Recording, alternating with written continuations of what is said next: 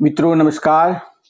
आज के सत्संग में एक दिव्य पद ले रहे हैं जिसमें संत कहते हैं कि हे भगवान, मेरी प्रार्थना सुन लेना, मेरे हृदय की पुकार है उसको आप स्वीकार करो। तो भक्त का भाव क्या है कि पतित पावन तरन तारन, मेरी फरियाद सुन लेना। तेरे चरणों में मस्तक है, तेरे चरणों में मस्तक है, मुझे अपना बना लेना। पतित पावन सुना है पार करते, नाम तुम पतितों अनाथों की। प्रभु सुना है पार करते हो, नाम पतितों अनाथों की। भंवर बिच है मेरी नैया, किनारे से लगा देना। पतित पावन तरन तारन, मेरी फरियाद सुन लेना। बढ़ाया चीर द्रौपदी का, राखी लाज भक्तों की। तुम्हारी ही दया है, शूल को आसन बना देना। यह दुनिया पाप की बस्ती, बिछा है जाल स्वार्थ का। छुड़ा के पाप से मुझको पास अपने बुला लेना। पतित पावन तरन तारन, मेरी फरियाद सुन लेना। तेरे चरणों में मस्तक है, मुझे अपना बना लेना। भगवान से प्रार्थना करते हैं। संत कहते हैं कि हे पतित पावन, पतित को पावन करने वाले हे प्रभु, कोई भी जब आपके प्रेम में डूबता है तो उसके हृदय से क्या पुकार निकलती है कि मुझे अपना बना लो, स्वीकार कर लो प्रभु, क्योंकि आप सबका कल्याण करने वाले हो। और डॉक्टर के पास कौन व्यक्ति जाता है? जो बीमार है, वही तो डॉक्टर के पास जाएगा। तो पतित व्यक्ति कहां जाएगा? जो पावन बनाने वाला है। इसलिए हे प्रभु, मैं पतित हूं, आप पावन करने वाले हो, मेरी फरियाद सुन लो, मेरी प्रार्थना सुन लो, स्वीकार कर लो प्रभु मेरी प्रार्थना। तो क्या है? तेरे चरणों में मस्तक है। हे हरि, मैंने अपना समर्पण कर दिया आपको।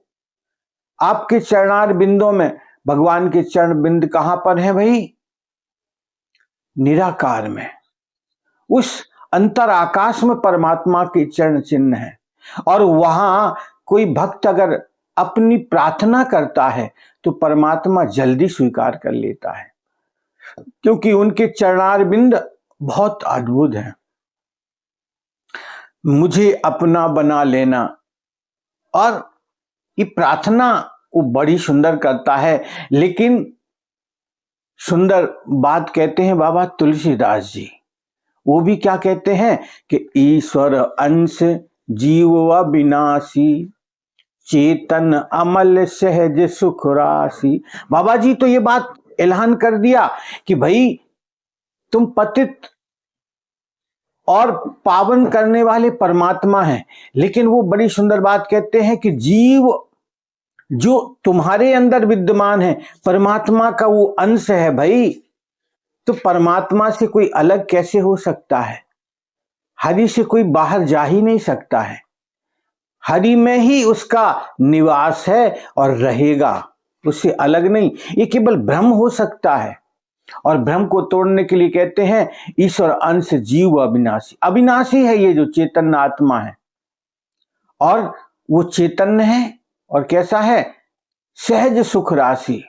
परमात्मा आनंद देने वाला है, और ये जीव का स्वभाव भी है कि सुख स्वरूप है चैतन्य आत्मा। तो भाई परमात्मा से प्रार्थना करनी चाहिए और निरंतर करनी चाहिए। वो हमें स्वीकार पहले से ही कर चुका, लेकिन हमारे भ्रम मन में आ गया। इसको तोड़ना है हमें, इस अहंकार को, इस अज्ञान को निकालना है, ताकि हमारे हृदय में ये पूरा भरोसा हो जाए और भ्रम अगर निकल गया तो मित्रों इस बात को समझिएगा, जहां भ्रम निकला परमात्मा तो अंदर विद्यमान है। चेतन अमल सहज सुख राशि, तो इसमें कोई दो राय नहीं कि हम परमात्मा के नहीं हैं। परमात्मा हमारा है, हम परमात्मा के हैं, ये बात बिल्कुल पक्की है, 100% की बात है ये भाई। इसलिए मित्रों इस बात को समझिएगा। लेकिन भक्त की पुकार है ना, ये तो प्रेम बढ़ जाए हमारा उसके साथ। और प्रेम कैसा हो, वो बात भी बड़ी सुंदर कहते हैं कि सुना है पार करते नाम तुम पतितों अनाथों की। एक भक्त की पुकार क्या है, प्रार्थना करता है भगवान से कि हे प्रभु, हमने सुना है कि आप पतितों की नाव को पार करवाते हो। ये जो भव सागर है उसमें नाव पार कैसे होगी, जब आपका कोई नाम का सहारा लेगा और आपके नाम में उसका चित्त, उसका अंतःकरण लग जाएगा, तो प्रेम उसका धीरे धीरे बढ़ने लगेगा। इसलिए मित्रों इस बात को समझिएगा, भगवान का नाम कैसा है, वो आचार्य जब चरणामृत देते हैं ना या पवित्रीकरण करते हैं, तो उन दोनों बातों में आता है कि प्रभु का जो नाम स्मरण करेगा वो अंदर से बाहर से दोनों तरफ से पवित्र होगा। और हमें पवित्र ही तो होना है, तभी तो परमात्मा स्वीकार हमें करेगा। इसलिए हमें अपने उस हृदय के भाव को परमात्मा को समर्पित करना है कि भंवर बिच है मेरी नैया किनारे से लगा देना। भंवर में, इस संसार सागर की उलझन में पड़ा हुआ है, ये बेचैन है हमारा मन, इस भंवर से हमें निकालो प्रभु। ऐसी प्रार्थना है भक्त की।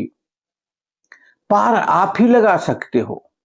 और ऐसा दिव्य भाव एक भक्त हृदय में अगर आ गया तो बात बन गई। बात ही तो बनानी है ना अपने जीवन में।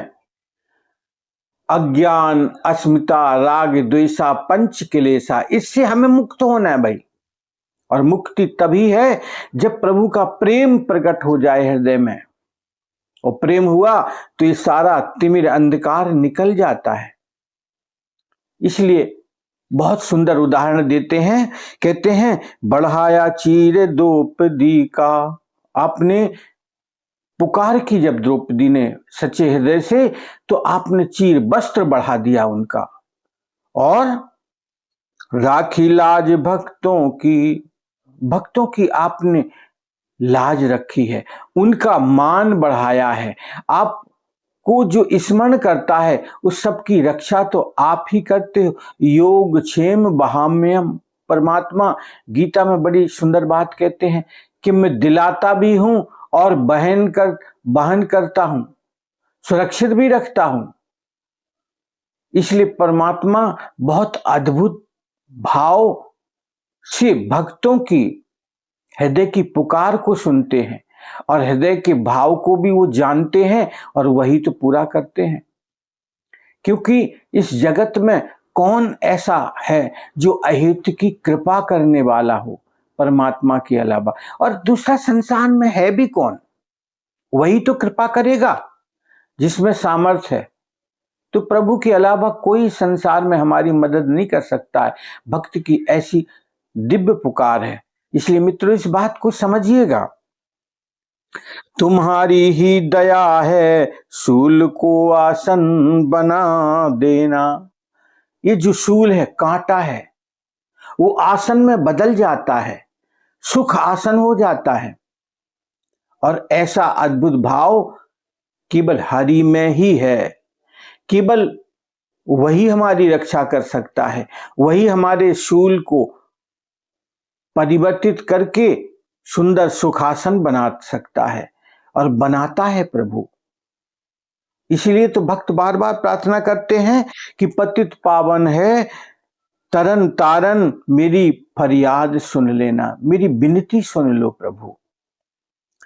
ये दुनिया पाप की बस्ती बिछा है जाल स्वार्थ का। इस संसार का हिसाब क्या है कि ये स्वार्थमयी है। और स्वार्थ कैसा है, द्वेषपूर्ण है, पाप से युक्त है। इससे मुक्ति के लिए केवल प्रभु का नाम ही तो है। वही सहारा है जीवन में, तब कल्याण हो सकता है। छुड़ा के पाप से मुझको पास अपने बुला लेना। हे भगवान, ये इस द्वेष से, इस अज्ञान से, इस अंधकार से मुझे मुक्त करके अपने चरणों में मेरा भाव स्वीकार कर लो, बुला लो मुझे अपने पास। और आप अपनी अहित की कृपा जो हर जीव के ऊपर परमात्मा की है, वो मैं महसूस करने लगूं। देखो, परमात्मा की कृपा बरस रही है। मित्रों, इस बात को समझिएगा, वो कृपा में कोई कमी नहीं है, लेकिन कमी है तो हमारे अंदर के अज्ञान के कारण हम उस कृपा को अनुभव में उतार नहीं पा रहे। ये कमी है, ये हमारी नासमझ है, हमारे अविवेक की बात है। अगर हमारा विवेक जागृत हो जाए तो इस बात का अनुभव जहां हो जाएगा, वो निरंतर बरस रहा है और वो अनुभव में उतर जाना चाहिए। हमारी समझ थोड़ा बिगड़ी है, इस वजह से हम उस कृपा को महसूस नहीं कर पाते हैं।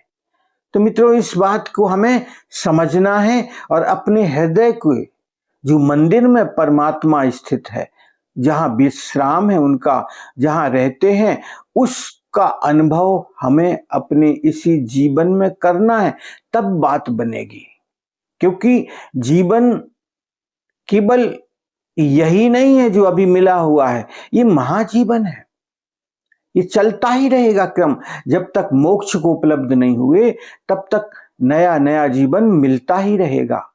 इसलिए हमें अपनी कामनाओं से मुक्त होना है और प्रभु के उस अनुभव को प्राप्त करना है जो आनंद स्वरूप है, सतचित आनंद स्वरूप है। वो सच्चिदानंद घन में हमारा हृदय जुड़ना चाहिए, तब बात बनेगी। हरिओम तत्सत।